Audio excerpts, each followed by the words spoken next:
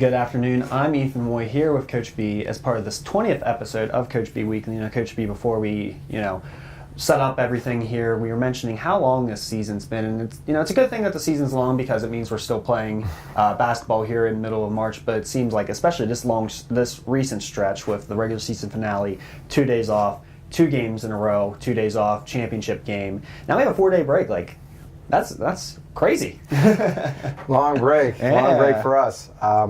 Absolutely. We've really tested, ourselves with embracing the challenges ahead of us. Down the stretch, the way that things were set up was that, we had our 2 regular season games, which were Friday, Sunday. Yep. Then we turned around and played on Wednesday. Yeah. If you won, you played on Thursday, which we did. And then if we won on Thursday, we had to play on Sunday, which we had to go on the road for. Yeah. So it was just go, go, go. Yeah. I think it's a definition of a grind. Yeah, it's a definition of a grind. Like but if you looked in the dictionary, grind, you're that right. schedule. That's exactly right. That was a huge test to us, and I was very proud of us for handling it as well as we did, and fight and never lose our passion, and never get negative, continue to find the joy in the grind that we were going through. It was 5 games in 9 days, as it turned out to when we got to that Sunday, which is a lot of games to play at that time of year, right, after going through a whole season. But it was hands wide open with a full heart, and you just had to keep going, and you had to keep focusing. And then when you had your moments that you could shut down a little bit, you shut down. Managing our time with this long season. We started conference play right after Christmas. You had a little bit of Christmas break, and then that was it. Jumped into it. Yeah, jumped into it. And we have not stopped going since after Christmas to have all those meaningful games in your league. And every game meant a lot to us. Yeah. So anyways, it was a very packed finish there with a lot of games in a short amount of days. But like we said, again, hands wide open with a full heart. That's right. Now, that 5th game in 9 days was the NEC Championship game. Unfortunately, it was a 66-56 defeat at St. Francis, PA. They're going to the tournament. Rob Morris going to the postseason WNIT. You mentioned in your post-game press conference, about how proud you are of this group and seeing the fight in them. So, just can you expand on that and seeing on the fight that the team showed, especially in a hostile environment like that?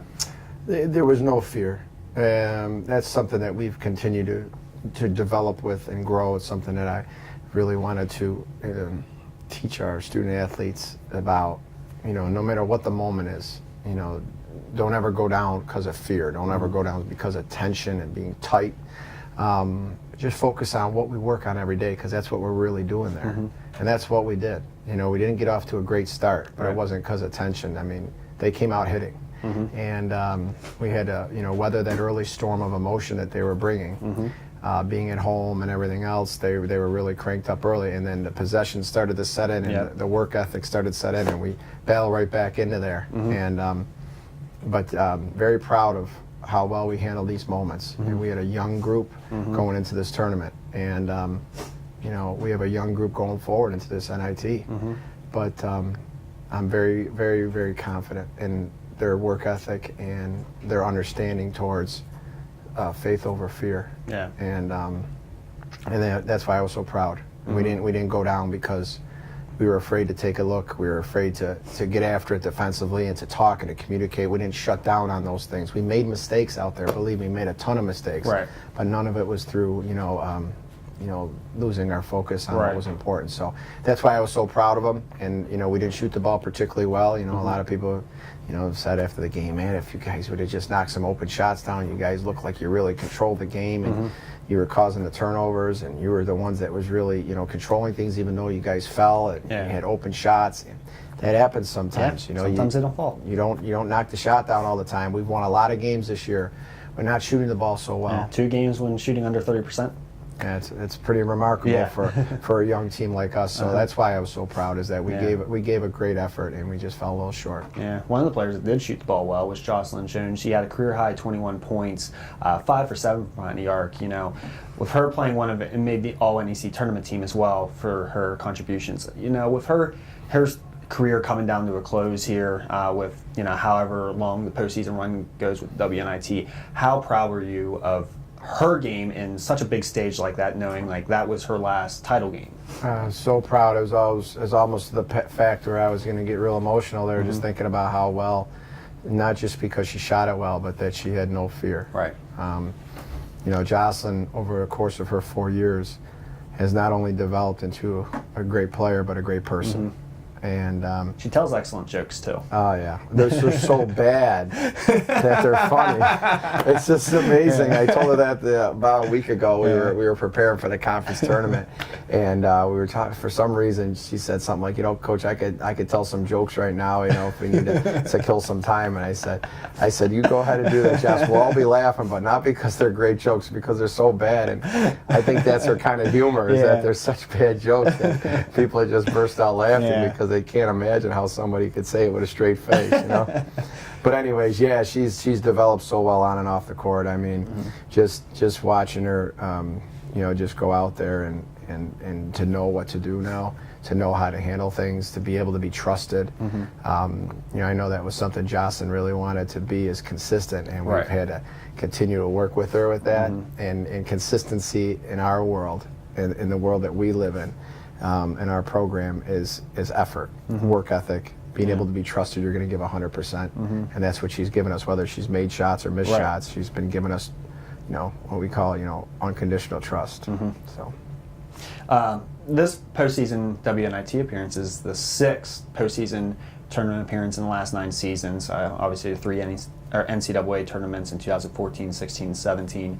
Now, the 2nd WNIT appearance, the first one being in 2010, and then also a WBI appearance in 2012. So where does that really speak for the program, and that playing deep into March 6 times now in the last 9 seasons?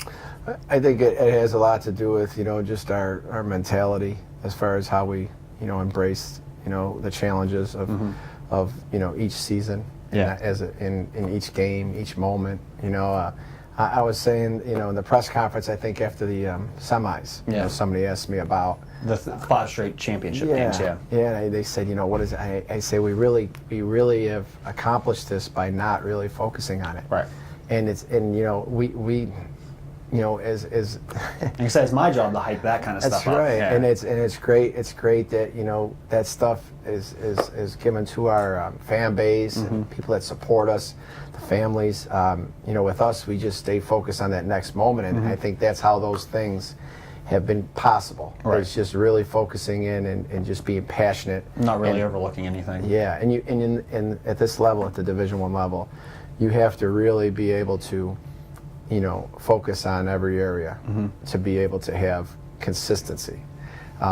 Some years things fall together and you have a good season and you get the perfect storm, but to be consistent means that you have to watch over everything and make sure everything's being done the right way. And if something's being done a little less, adjusting and doing it better, and just constant focus. So I think that has a lot to do with that. Just the way the program, how we have a culture of continuing to analyze how we're doing with certain things and making sure we're getting the most out of ourselves, getting the most out of the student athletes as a coaching staff, recruiting the right student athletes and the ones that fit our culture well and are good fits for us, not necessarily always the best talented player, but the talented player who fits our culture. Best, Yep, and I think that's been really why the consistency has been there. And if I had to look at that, I would say, in a whole, that's what it is. But being able to do it in the season, you have to stay focused and you have to take it one moment at a time and not really look at those kind of things, and just as they compile, you kind of reflect a little bit in the offseason. You say, wow, that is a great run, but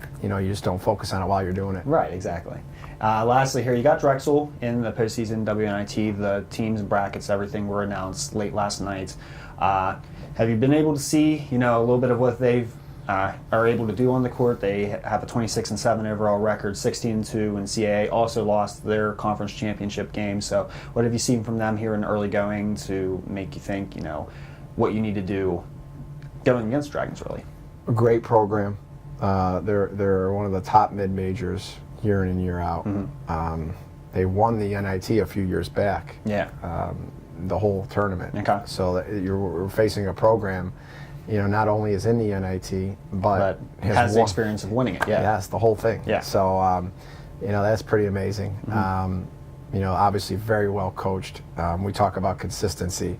There's been a ton of consistency in that program with, continuing to have a high level as a mid-major in the top 25 mid-majors, right? Year in and year out.